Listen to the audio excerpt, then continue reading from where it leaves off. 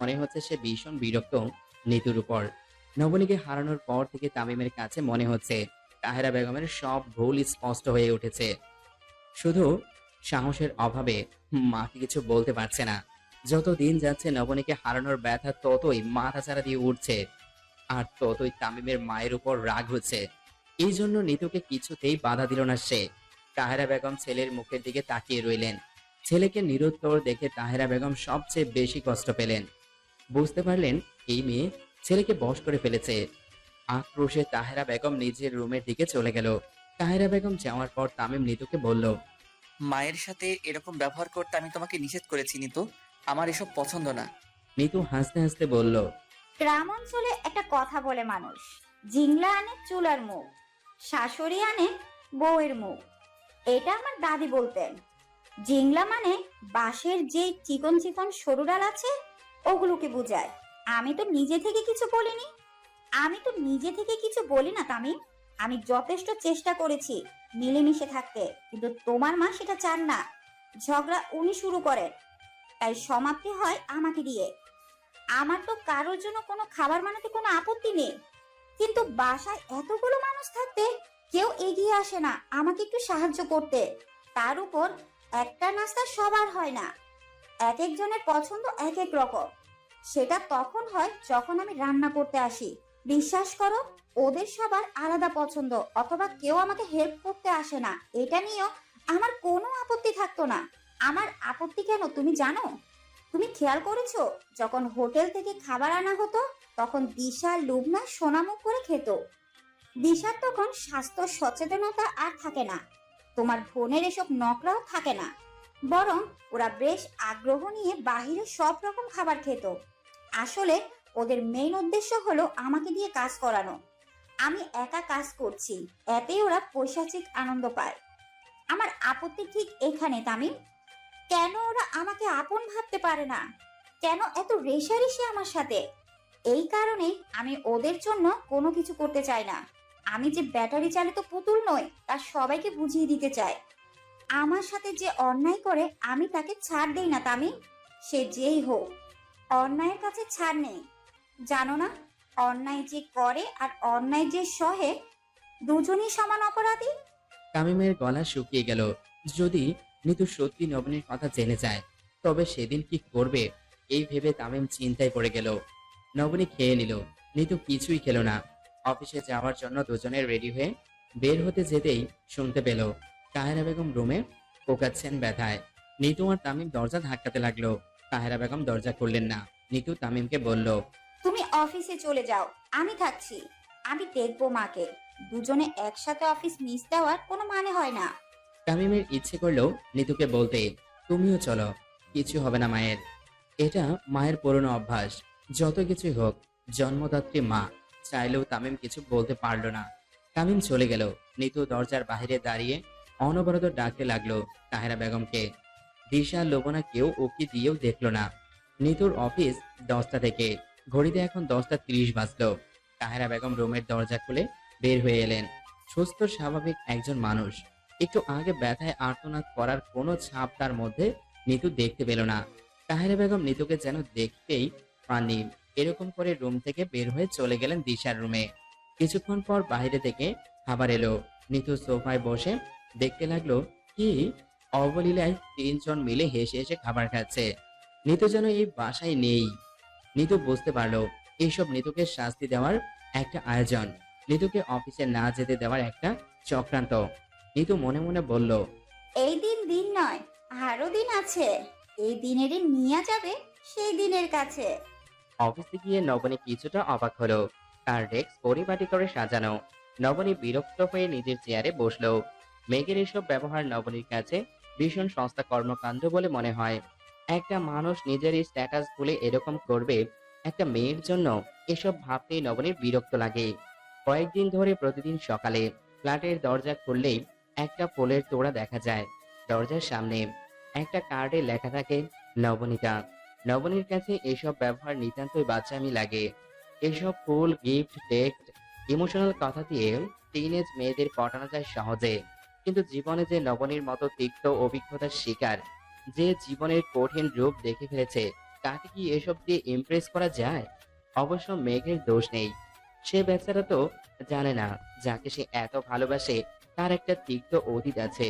মেঘ ভাবে তার এসব পাগলামি দেখলে নবনী ইমপ্রেস হবে। নবনীকে ইমপ্রেস করতে অন্যের সাহায্য নিয়েও চেষ্টা করেছে, কিন্তু কোনো লাভ হয়নি। মেঘের রাগ হয় ভীষণ, বুকে ভীষণ ব্যথা হয়। একটা মেয়ের জন্য নিজের ক্লাস ভুলে গেছে সে, অথচ মেয়েটা তাকে পাত্তাই দিচ্ছে না। চরম হতাশ হয়ে মেঘ রাত কাটায় অনিদ্রায়। মেঘ আজ অফিসে এসেছে দেরি করে। বাসায় বসে ক্যামেরায় নবনীকে দেখছিল।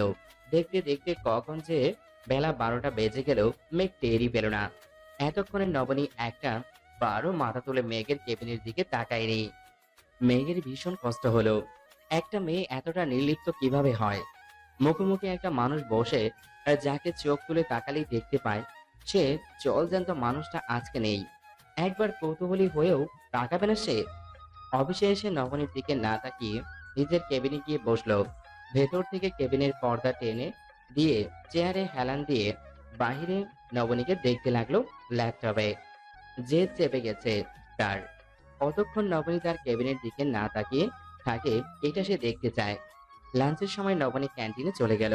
মেঘ ক্যান্টিনের ক্যামেরাতে এবার নবনীকে দেখতে লাগলো। পাউরুটি আর ডিম খাচ্ছে নবনী। খাচ্ছে যেন শুধু খাওয়া দরকার তাই বলে। খাবারের প্রতি কোনো আগ্রহ নেই তার মূলত। তামিম বসেছে নবনীর থেকে কিছুটা দূরে। নিতু বসেছে নবনীকে পেছন করে। খাওয়ার ফাঁকে ফাঁকে তামিমের দৃষ্টি নবনীর দিকে ঘুরে যাচ্ছে। মেঘের প্রেমিক হৃদয় তাতে জ্বলে পড়ে যাচ্ছে। নবনী কোনো মতে খাবার শেষ করে যেন পালিয়ে এলো। এসে নিজের ডেস্কে মাথা গুজে বসে রইল। নিতু আর তামিমের থেকে পালাতেই নবনী তাড়াতাড়ি চলে এসেছে। কি পরম ভালোবাসা নিয়ে নিতু তামিমের জন্য কফি নিয়ে আসে। খাবারের সময় পানি ঢেলে দেয়। নবনী তাকাতে চায় না, তবুও তাকিয়ে ফেলে। বুকের ভিতর কাঁপতে থাকে। নিজেকে নিজের গালি দিতে ইচ্ছে করে।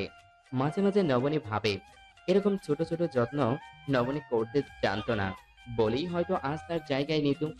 দাঁতে দাঁত চেপে মেঘ দেখতে লাগলো সব। ভেতরে অভিমানের পাহাড় জমিয়ে রেখেছে। মনে মনে প্রতিজ্ঞা করলো একবার শুধু তোমাকে পাই, বিশ্বাস করো 24 ঘন্টা তুমি শুধু আমার দিকে তাকিয়ে থাকবে। সন্ধ্যায় অফিস ছুটি। বের হবার জন্য সব গোছাতে যেতে এই প্রথমবারের মতো নবনীর মনে হলো আজকে মেঘ একবারও তাকে ডিস্টার্ব করেনি। কোনো কিছুরই অজুহাত দিয়ে কেবিনে ডাকেনি। কাজ দেখিয়ে দেওয়ার জন্য নবনীর পাশে এসে দাঁড়ায়নি।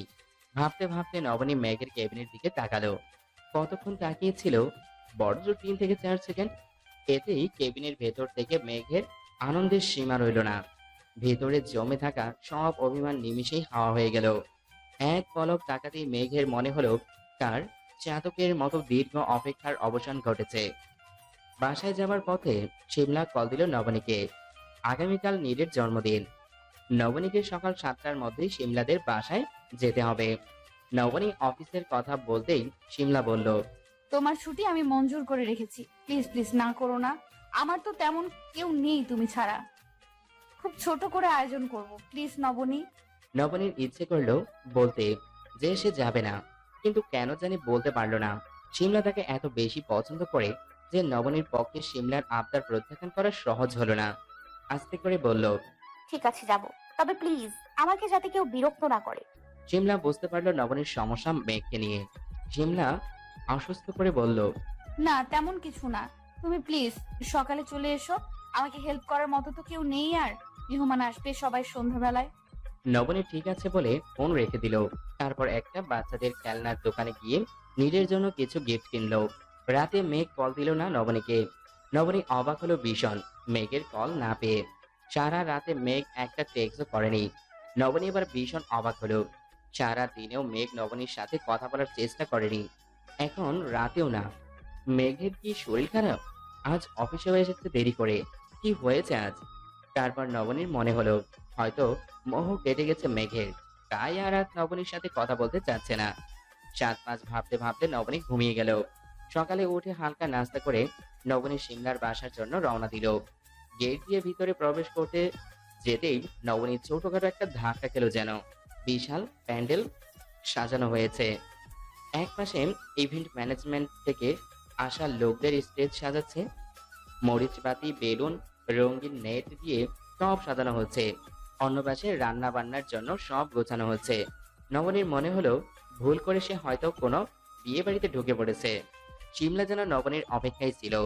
ছুটে এসে নবনীকে জড়িয়ে ধরলো শিমলা। তারপর বলল, আমি তোমাকে অনেক মিস করেছি নবনী। নবনীর লজ্জা লাগলো শিমলার এরকম কথায়। কোথায় তার অবস্থান আর কোথায় শিমলার? আজকাল কেউ নবনীকে আপন করতে চাইলে নবনীর ভীষণ ভয় হয়। মনে হয় ঠিকই একদিন তাকে ছুঁড়ে ফেলে দিবে। শিমলার এই উচ্ছ্বাস দেখে নবনী আবারও তাই মনে হলো। ঘর পোড়া গরুর সিন্দুরে মেঘ দেখলে এমনি এমনি ভয় পায় না। শিমলার সাথে বাসার ভিতরে ঢোকে নবনী আরেকবার চমকালো। বাসা ভর্তি মেহমান। দেখে মনে হচ্ছে সবাই অভিজাত পরিবারের মানুষ। সেখানে নবনী কিছুই না। এতক্ষণের লজ্জা অস্বস্তিতে রূপ নিল। সবাই নবনীর দিকে তাকিয়ে আছে। নবনী এখানে দুজনকে চিনে শুধু, একজন শিমলার মা, আরেকজন শিমলার মামি, মেঘের মা। সেদিন শিমলার রাতে নবনীকে কল দিয়ে বলেছেন মেঘের মায়ের কথা। মাসুমা বেগম মুখে ফেস প্যাক দিয়ে, চোখে দুই আইস শসা দিয়ে শটান হয়ে শুয়েছিল। নবনীর নাম শুনতেই চোখ থেকে শসা সরিয়ে তাকালেন। টিয়া কালার শাড়ি পরা মেয়েটির দিকে তাকিয়ে মাসুমা বেগমের মন আনন্দে ভরে উঠল। উঠে গিয়ে নবনীকে নিয়ে এলেন তার কাছে। সোফায় জায়গা খালি নেই। কেউ শুয়ে আছে তো আবার কেউ বসে আছে। মাসুমা বেগমের পাশে একটা মেয়েও মুখে ফেস প্যাক দিয়ে শুয়েছিল। মাসুমা বেগম ঠেকিয়ে বললেন, এই মেঘলা, সর এখান থেকে। নবনী এসেছে, ওকে বসতে দে। মেঘলা নামের মেয়েটার চোখ থেকে শশা সরিয়ে নবনীর দিকে তাকালো। তারপর উঠে ফ্লোরে বসলো। মাসুমা বেগম ফিসফিস করে বললেন, আমার মেয়ে মেঘলা, বুঝছো, ভীষণ ভয় পায় আমাকে। নবনী কিছু না বলে মুচকে হাসলো। মাসুমা বেগম দুনিয়ার সব কথা নিয়ে বসলেন। নবনী জিজ্ঞেস করলো, আপনার ছেলে স্বামী ওনারা আসবেন না? মাসুমা বেগম মুখ বাঁকিয়ে বলল, ওদের কথা আর বলো না, আমার কোনো সম্পর্ক নেই ওদের সাথে। আমার ছেলে নাকি ওর অফিসের একটা মেয়েকে ভালোবাসে। পছন্দ মানে যেই সেই পছন্দ না, একেবারে তোমাকে না পেলে মরেই যাবো টাইপ পছন্দ, বুঝলা? কিন্তু মেয়ে নাকি কিছুতেই পাত্তা দেয় না। ঠিকই তো করেছে মেয়েটা। ওর মতো ধলা বিলাইরে একটা শিক্ষিত মেয়ে কেন পাত্তা দিবে বলো তো? আর ওর বাবা আছে না সাথে, নিজে তো ছ্যাঁকা খাওয়া মানুষ। এখন সে চাচ্ছে তার পরিবারেরও সেই ধারাবাহিকতা বজায় থাকুক। এজন্য ছেলেকে উৎসাহ দিয়ে যাচ্ছে সে। তোমাকে একটা গোপন কথা বলি, শোনো মা। সেদিন বেশি দূরে নেই যেদিন ওরা বাপ ছেলে একসাথে মিলে গান গাইবে, ঘুমাতে পারি না সারা রাত ধরে, বুকের ভিতর হাহাকার করে। বলতে বলতে মাসুমা বেগম হা হা করে হাসতে লাগলেন। নবনীর ভীষণ লজ্জা লাগলো। উনি যদি জানে সেই মেয়েটাও নিজেই, তাহলে কি মনে করবে? মাসুমা বেগম হাসি থামিয়ে বললেন, শোনো মা, আমার ছেলে হচ্ছে উন্নত প্রজাতির উচ্চ শিক্ষিত গাধা। এর মাথায় একবার যেটা ঢোকে সেটা আর বের হয় না। নিজের লক্ষ্য না পূরণ হওয়া পর্যন্ত বাপের মতো হাল ছাড়ে না। তবে গাধা হলেও মানুষ হিসেবে সে কিন্তু খারাপ নয়। নবনী কিছু বলতে পারলো না। মাসুমা বেগম এবার ফিসফিস করে বলল, এবার তোমাকে আর একটা সিক্রেট বলি মা। ওই গাধা তো এই প্রেমে কিছুতেই সফল হতে পারবে না। আমি চক করে আছি মেয়েটাকে সেটা জানার জন্য। আমি নিজে গিয়ে ওর প্রেমে ভাঙানি দিব। তাহলে ওর বাপ আমারে থ্রেট দেয়, কিছুদিনের মধ্যে ওই মেয়ের সাথে ছেলের বিয়ে দিয়ে সে নাকি নাতি নাতনি দেখবে। আমাকে নাকি রোহিঙ্গা ক্যাম্পে পাঠিয়ে দিবে। ভাবতে পারছো তুমি? এই মাসুমা বেগমকে নিয়ে ওই লোক এই কথা বলল। আমি কি যেই সেই মানুষ?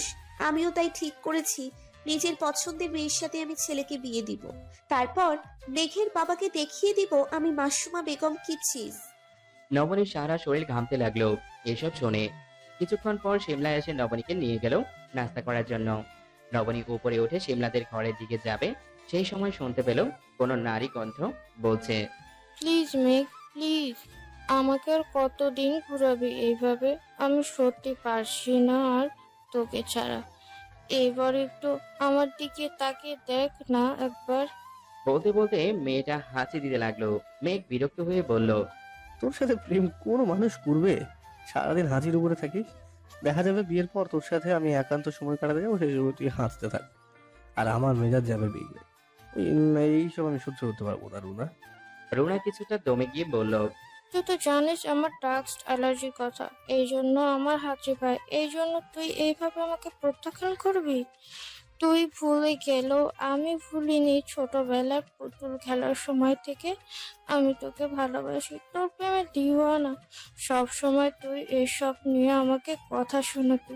তোর সব কথা শুনেও আমি তোকে ভালোবাসি বলে তোর পিছনে পড়ে আছি মেঘ, আমাকে ফিরিয়ে দিস না।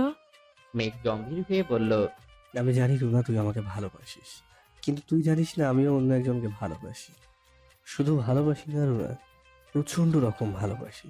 তাকে প্রথম দেখেছিলাম রাস্তায়, আমার গাড়ি থেকে কাদা ছিটকে গিয়ে তার সারা শরীর নোংরা হয়ে গেল। লুকিং গ্লাস দিয়ে তাকিয়ে আমার যে কি হলো আমি জানি না। কবিগুরুর মতো আমি ওর চোখে আমার সর্বনাশ দেখতে পেয়েছিলাম। যেই সেই সর্বনাশ না রে, একেবারে সর্বগ্রাসী সর্বনাশ। ওকে দেখার পর 1 সপ্তাহ আমার মাথা শুধু ঝিমঝিম করতো। তারপর থেকে আমার ঘুম হারাম হয়ে গেছে, ইনসোমনিয়া হয়ে গেল। 1 সপ্তাহের মতো আমি জ্বরে ভুগেছি রুনা, নবনীতাকে ভেবে ভেবে। জ্বরের ঘোরে আমি শুধু নবনীতাকেই রেখে গেছি। বারবার মনে হতো নবনীতা যদি একটা বার আমার কপালে হাত রাখতো তবে আমার জ্বর সেরে যেত। কেউ জানে না মেঘলা ছাড়া, শুধু মেঘলা জানে আমার শরীর কতটা খারাপ হয়ে গেছে। রাত ভরে মেঘলা আমার মাথায় পানি দিত। লজ্জায় বাবা মাকে এসব বলতে পারিনি, জানতে পারলে ওনারা সবাই কষ্ট পাবে। তুই জানিস না রুনা, আমার মতো এরকম একজন ইগো নিয়ে থাকা মানুষ রাতে বাসায় না এসে নবনীতার বাসার সামনে রাস্তায় দাঁড়িয়ে থাকি তাকে একবার দেখার জন্য। আমি খেতে পারি না রুনা, ঘুমাতে পারি না। আমার চোখে নিচে তাকিয়ে দেখ, খালি পড়ে আছে। আমার কাছে ধ্যান জ্ঞান সব হয়ে গেল নবনীতা। আমি ছেঁচড়া ছেলেদের মতো ওকে কল দিয়ে মেসেজ দিয়ে ডিস্টার্বও করতে থাকি। ভালোবাসা মনে হয় এরকমই হয় রুনা। আমি মনে হয় পাগল হয়ে গেছি রুনা। নবনীতাকে না পেলে আমি একেবারে পাগলই হয়ে যাবো। আমার অফিসের কাজে মন বসে না রে, নবনীতা ছাড়া কিছু মাথায় ঢোকে না। আমার বন্ধুরা আমাকে নিয়ে হাসাহাসি করে রুনা, ওরা আমাকে ডাকে চণ্ডী দাস বলে। আমি আমি অবশ্য সব গায়ে মাখি না, যার যা ইচ্ছে বলুক, তবুও আমার নবনীতাকে চাই। প্রেমে পড়লে মানুষ তার স্বাভাবিক চিন্তা ভাবনাও হারিয়ে ফেলে, লোক লজ্জা ভুলে যায়। আমিও সব ভুলে গেছি। আমি তোর ভালোবাসা বুঝতে পেরেছি। আশা করছি তুইও আর কখনো আমাকে এইসব নিয়ে কথা বলতে আসবি না। আমি তোর আবেগকে সম্মান করি। তুই আমার ফুফাতো বোন, সেই সম্পর্ক আজীবন অটুট থাকুক, এর বাইরে আর কিছুই মনে রাখিস না। নবনীর সারা শরীর ধর করে কাঁপতে লাগলো। শিমলা নবনীকে আসতে না দেখে আবারও নিচের দিকে তাকাচ্ছিল। সিঁড়ির উপরে দেখলো নবনী দাঁড়িয়ে আছে অপ্রস্তুত হয়ে। শিমলা কাছে গিয়ে জিজ্ঞেস করলো, কোনো সমস্যা নবনী? নবনী মাথা নেড়ে বলল। না চলুন। নবনীর লুডুস নিয়ে ঘাটাঘাটি করছিল। সেই সময় মেঘলা এলো উপরে।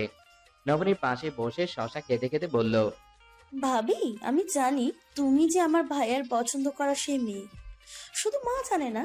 ভয় পেও না, মাকে আমি বলবো না কিছু। নবনীর চামচ নাড়াচাড়া বন্ধ হয়ে গেল।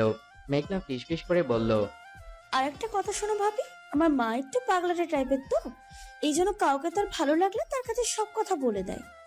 আমার মা মনে মনে ভাইয়ের জন্য পাত্রী হিসাবে কাকে পছন্দ করেছে জানো? তোমাকে।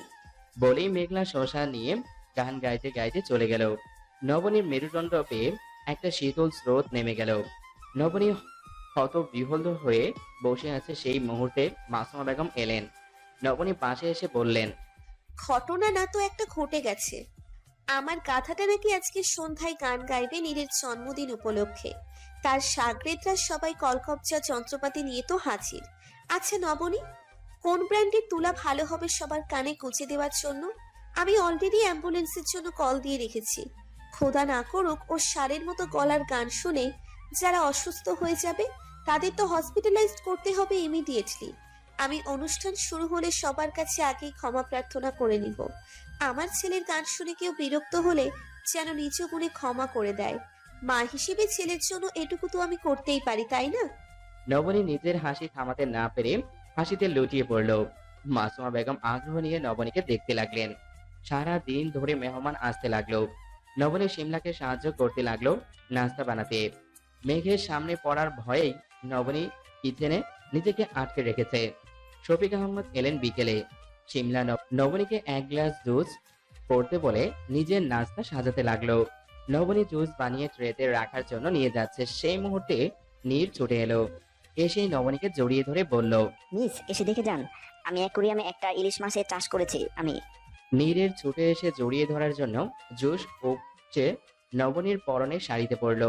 পরনের শাড়ি সামনের দিক পুরো ভিজে গেল। নবনী কিছু বলার আগে শিমলা তেড়ে এলো ছেলেকে মারার জন্য। নবনী গিয়ে নীরকে আড়াল করে বলল, আহা, এত উত্তেজিত হবার কি আছে? শিমলা বলল, ওর দুষ্টুমি ভীষণ বেড়ে গেছে নবনী। আজ যদি জুসের জায়গায় কফি হতো কি দুর্ঘটনা ঘটতো বলো তো। নবনী হেসে বলল, ঘটেনি তো, তাহলে এখন এত রাগ হবার কিছু নেই, আমি শাড়িটি ধুয়ে নিলেই হবে। শিমলা ভ্রু কুঁচকে বলল, পাগল হয়েছো তুমি? এই শাড়ি তুমি পরে থাকবে? তাছাড়া গোসল না করলে স্বস্তি পাবে না। জুসের জন্য পুরো শরীর চটচটে হয়ে থাকবে। আসো আমার সাথে, আমার শাড়ি পরবে তুমি গোসল করে। নবনী বলল। লাগবে না, বাসায় গিয়ে গোসল করে নিব, এখন এটা ধুয়ে পড়লেই হবে। শিমলা মুখ কালো করে বলল, ভয় পেও না, আমার কোনো ছোঁয়াচে রোগ নেই, আমি সম্পূর্ণ ফিট। আমার মেডিকেল রিপোর্ট তোমাকে দেখাতে পারি।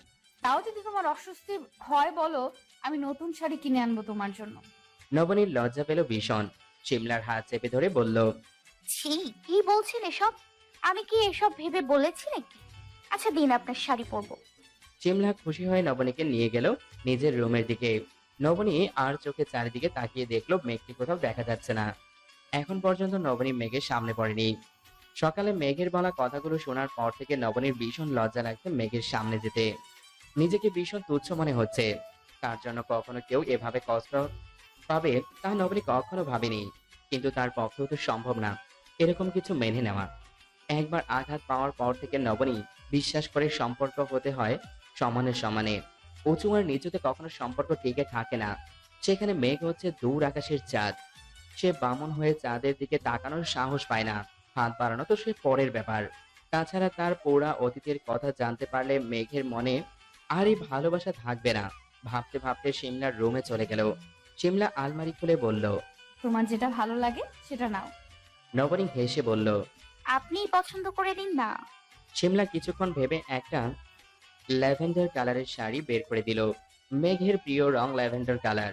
আজকের অনুষ্ঠানের জন্য মেঘ আর নীল ম্যাচিং করে পাঞ্জাবি এনেছে ল্যাভেন্ডার কালারের। শিমলা নবনীকে শাড়ি, ব্লাউজ, পেটিকোট সব দিয়ে ওয়াশরুম দেখিয়ে দিল। নবনী ওয়াশরুমে ঢুকে আয়নার সামনে গিয়ে দাঁড়ালো।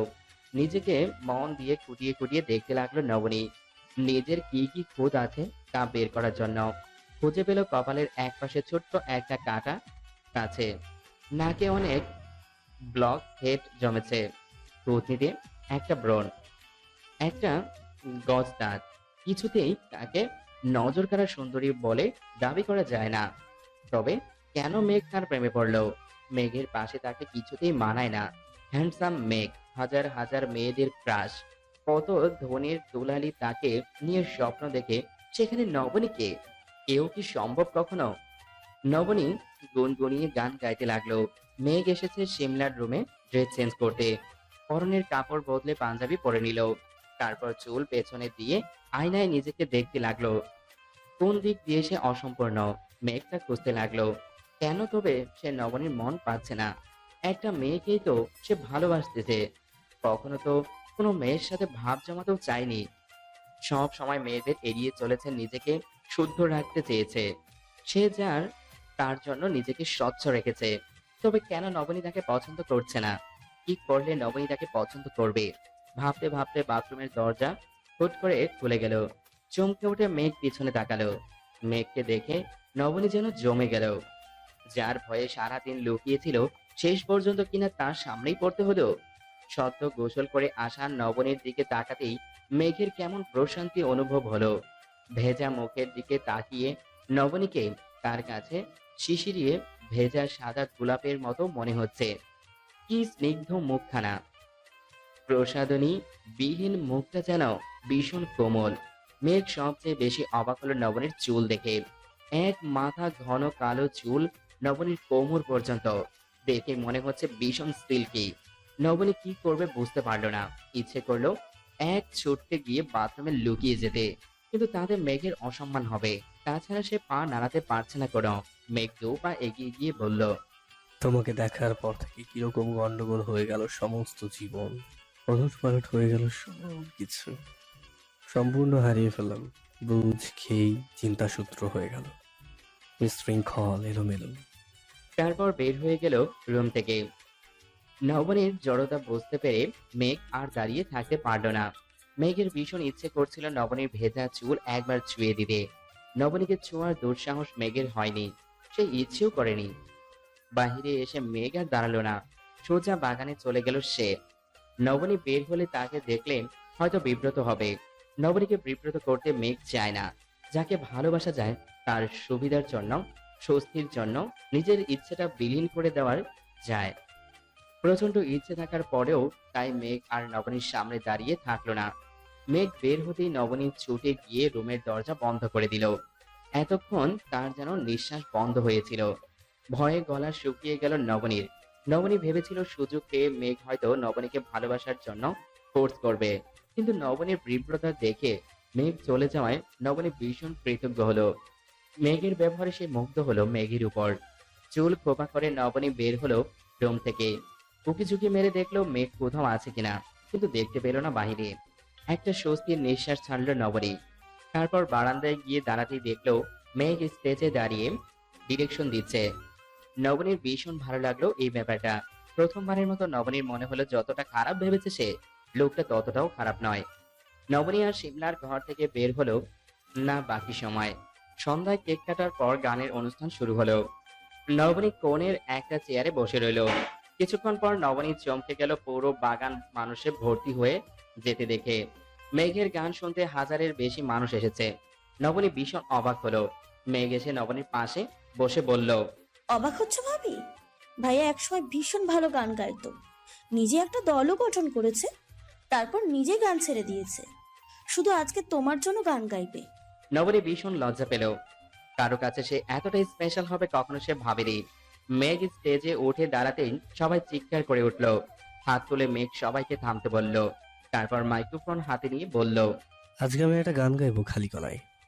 একটা মেয়েকে আমি ভীষণ ভালোবাসি, এতটাই ভালোবাসি যে বলতে গিয়ে মেঘের গলা ধরে এলো। তারপর বলল সে, আজ এখানে উপস্থিত আছে শুধু তাকে উদ্দেশ্য করেই আমি আজ গাইবো, কোনো মিউজিক হবে না। তারপর খালি গলায় মেঘ গাইতে শুরু করলো।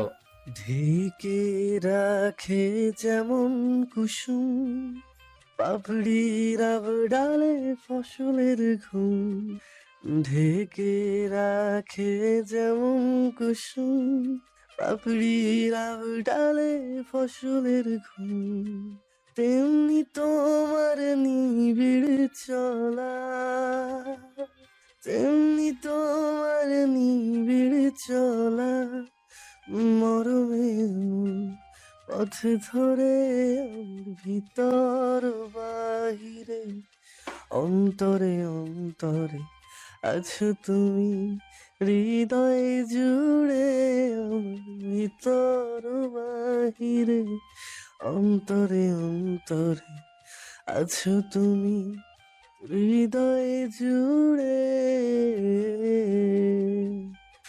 ভালো আছি ভালো থেকো, আকাশের ঠিকানায় চিঠি লিখো। ভালো আছি ভালো থেকো, আকাশের ঠিকানায় চিঠি লিখো। দিও তোমার মালা খানি, দিও তোমার মালা খানি, বাউলের মনটারে আমার ভিতর বাহিরে, অন্তরে অন্তরে আছো তুমি, হৃদয় জুড়ে ভিতর বাহিরে, অন্তরে অন্তরে আছো তুমি, হৃদয় জুড়ে। পুষে রাখে যেমন ঝিনু কলসের আবরণে মুখ তোর পুষে রাখে যেমন ঝিনু কলসের আবরণে মুখ তোর তেমনি তোমার গভীর ছোঁয়া, তেমনি তোমার গভীর ছোঁয়া, ভিতরের নীল বন্দরে আমার ভিতর বাহিরে, অন্তরে অন্তরে আছো তুমি, হৃদয় জুড়ে ভিতর বাহিরে, অন্তরে অন্তরে আছো তুমি, হৃদয় জুড়ে। গান গাইতে গিয়ে মেঘের গলা বুঝে এলো। দু চোখ নিজের অজান্তেই ভিজে গেল। মেঘের কান্না সবাই অনুভব করতে লাগলো। মেঘের একটু লজ্জা লাগলো না এতে। সে কে, কার স্ট্যাটাস কি, কিছুই ভাবলো না। মনের সব আবেগ দিয়ে গাইলো আজ। গান শেষ করতেই হাততালির উড়ুড়ি পড়ে গেল। সবাই চিৎকার চেঁচামেচি করে আনন্দ প্রকাশ করতে লাগলো। মেঘের বুকের ভেতর ভীষণ পড়তে লাগলো। নিজেকে মনে হলো ভীষণ অসহায়। কাউকে কিছু না বলে মেঘ নেমে গেল স্টেজ থেকে। মাসুমা বেগম টিস্যু দিয়ে চোখ মুছতে মুছতে নবনীর পাশে এসে দাঁড়ালো। নবনীর হাত চেপে ধরে বলল,